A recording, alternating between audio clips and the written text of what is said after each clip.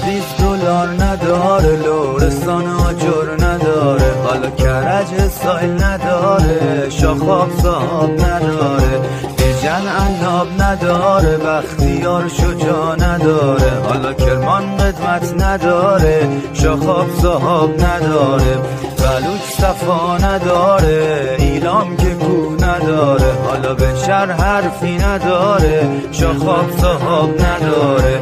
صاحب شاخاب که ماییم، همه مردم ایرانیم، همه با هم نشستیم، دست عرب رو بستیم.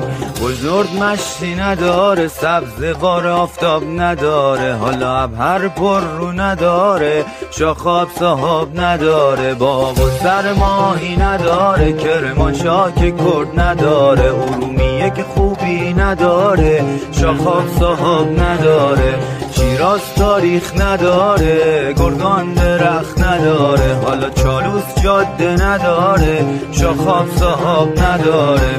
صاحب شاخاب که ماییم، همه مردم ایرانیم، همه با هم نشستیم، دست عرب رو بستیم.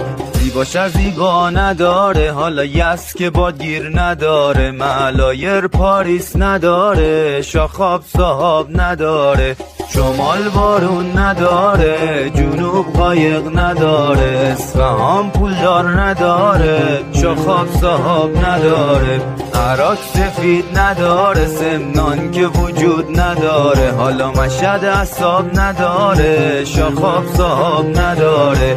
صاحب شاخاب که ماییم، همه مردم ایرانیم، همه با هم نشستیم، دست عرب رو بستیم. شیراز خسته نداره، اهواز گرما نداره، اردبیل سرما نداره، شاخاب صاحب نداره، گیلان برنج نداره، تهران آلودگی نداره، حالا بوشهر سرما نداره، شاخاب صاحب نداره، بندر که جنس نداره، قزوین که ترس نداره، حالا شاخاب صاحب نداره، شاخاب صاحب نداره.